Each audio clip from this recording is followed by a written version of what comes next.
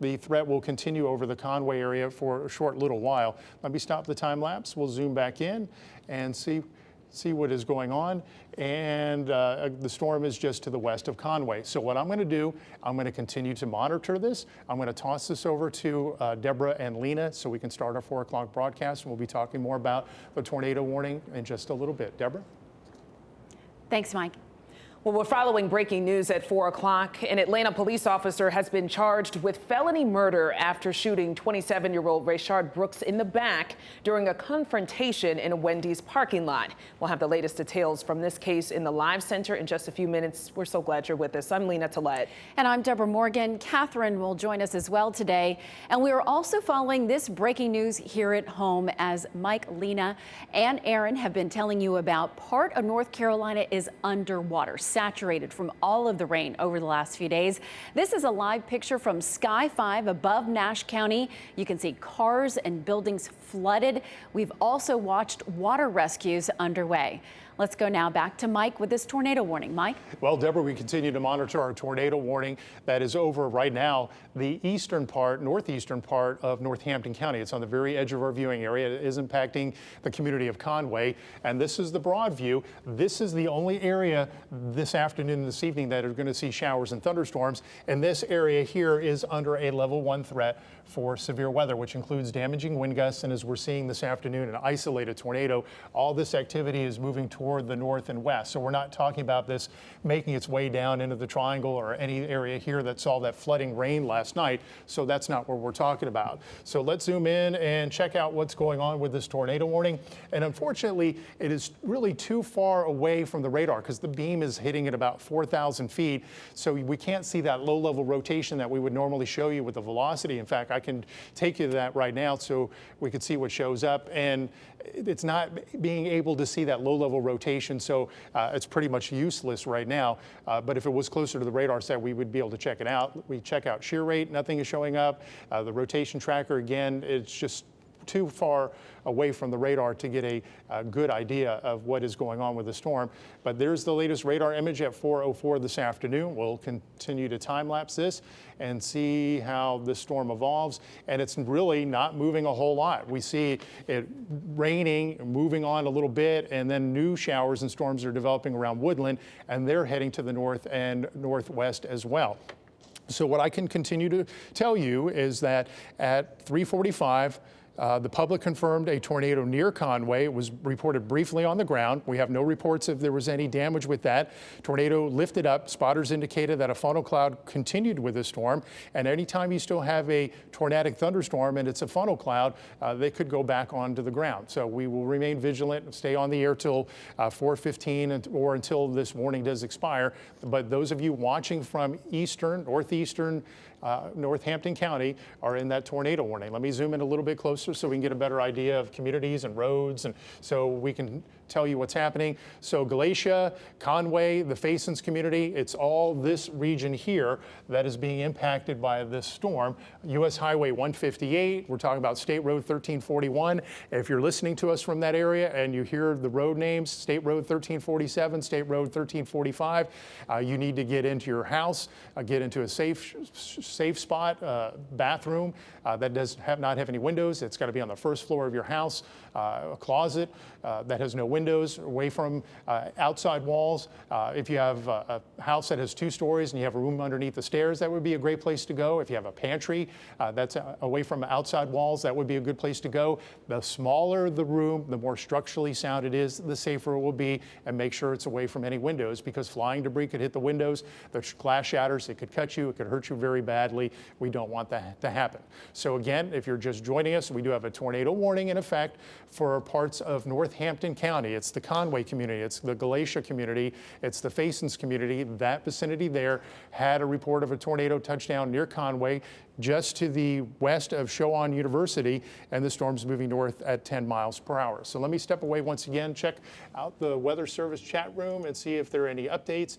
And we continue to watch this storm as it continues to move to the north. At one point, it was in effect for Hertford County. That is no longer in effect, and it still remains in effect for northeastern Northampton County. So what I'm going to do is we'll continue to monitor this.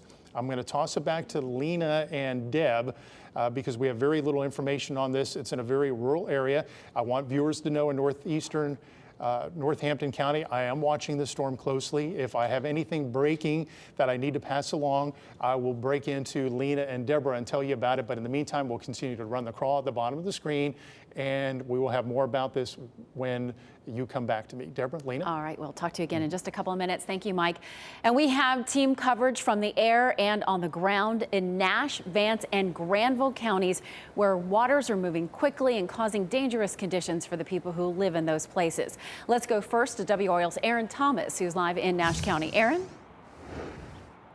Deborah, water rescue crews from Nashville Fire just left the scene about 5 minutes ago. Now, I want to give you a point of reference. We're here on Highway 58, also known as West Washington Street in the town of Nashville. You can see all this water here that is flooding, covering this roadway. Many viewers tell me that this is coming from Stony Creek, which meets into the Tar River. That's what's causing all this flooding here. Now, while we were here just about a few minutes ago, we saw some of those water rescue crews taking some of their rescue boats and getting some of the employees that were at some of these businesses and restaurants and getting some of them out of here to land safely. If you take a close look here, we have two stranded cars. There's a white sedan, and then we also have a black sedan in front of this sheets. We did see rescue crews rescue them, so fortunately they are safe. And also, we had our cars parked here at about 1 o'clock this afternoon getting gas, and luckily myself and photojournalist Charles Bradley were able to move our cars to higher ground.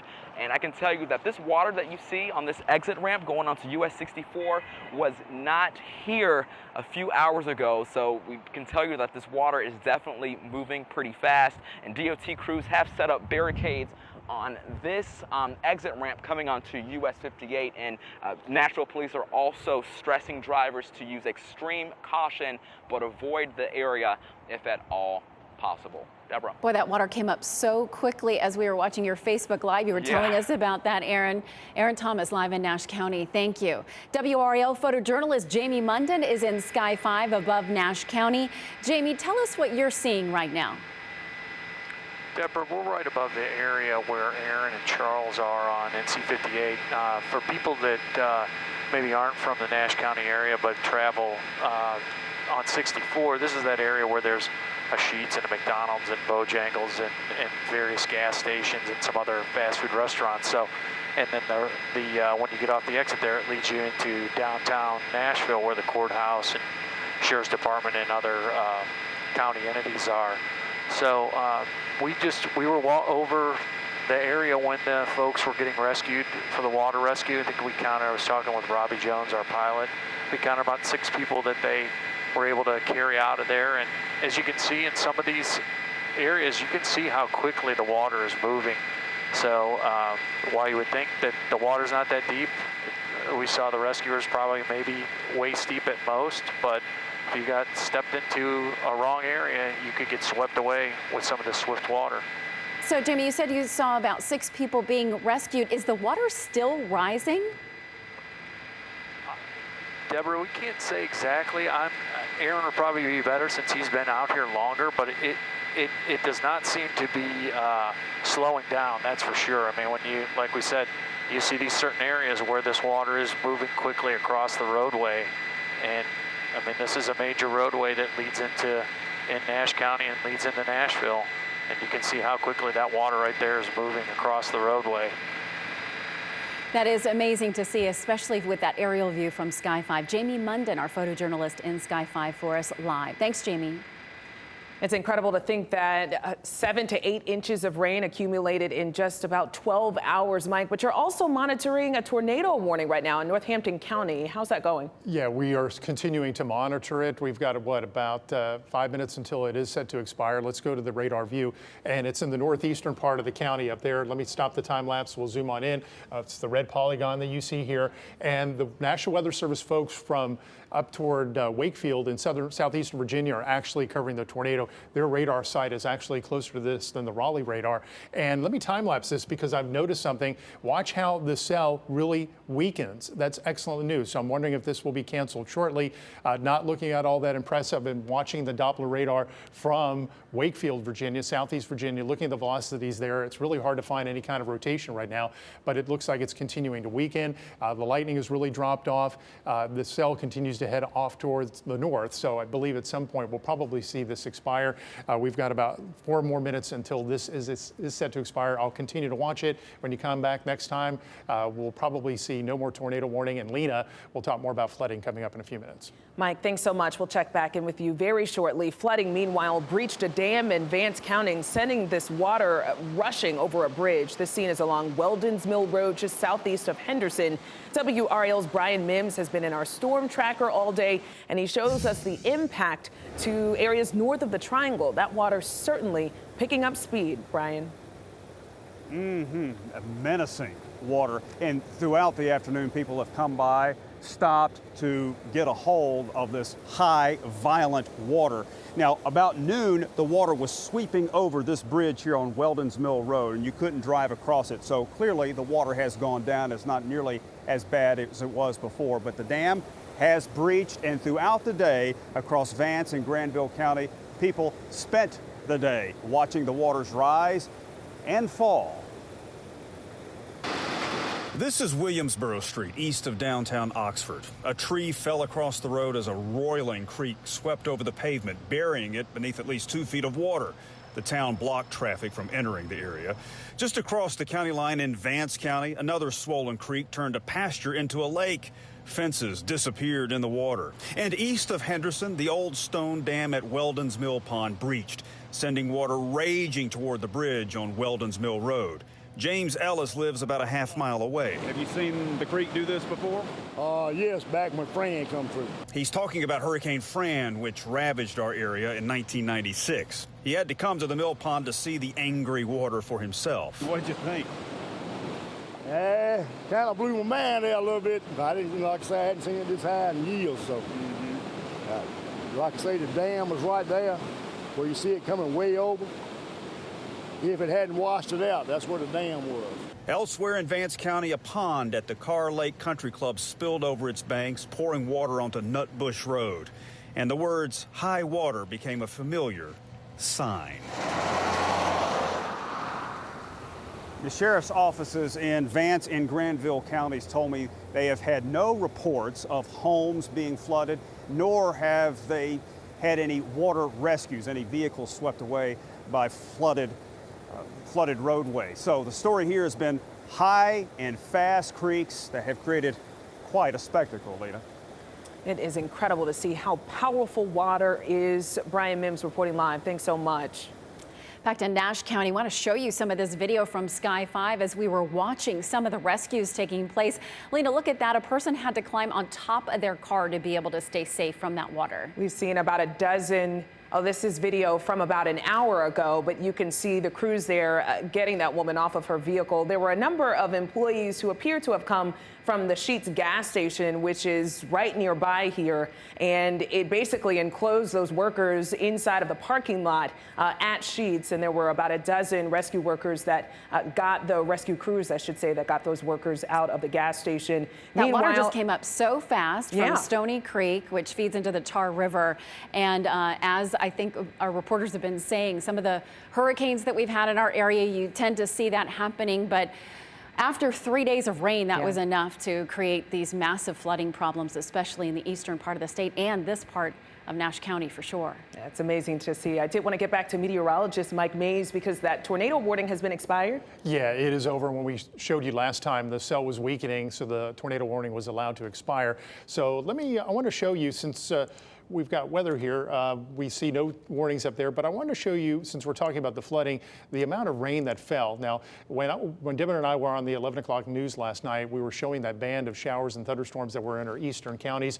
This is the 24-hour Doppler rainfall radar estimate, and you can see that swath. Let's take this full screen. You can see the swath from Wilson through Rocky Mount up to northern Franklin County, over Henderson, and all the way up into South Boston and Southern Virginia. And I want to put some numbers on on here. You can see the legend where you see the yellow, it's 4 to 6 inches, but the orange is 6 to 10. So where you pick up on some hints of orange, there could be some locations that saw between 6 to 10 inches of rain. So this area here shows 6.2. This area here shows about 6.4. So again, these are Doppler radar estimates. Sometimes they could be on the low side.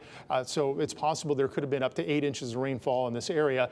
And all that water that's flowing from the roads and your yards flows into creeks and streams, and they tend to rise, and then eventually they'll flow into some of the rivers. So Stony Creek, as Deborah mentioned, is flooding right now, but that water's going somewhere. It will eventually flow into the Tar River, and what we've seen flooding from previous storms, we see what happens over in the Tar River area for Rocky Mount and Tarboro. Now, coming up in about 10 minutes or so, we're going to take a look at the flood situation, the potential for Rocky Mount and also Tarboro.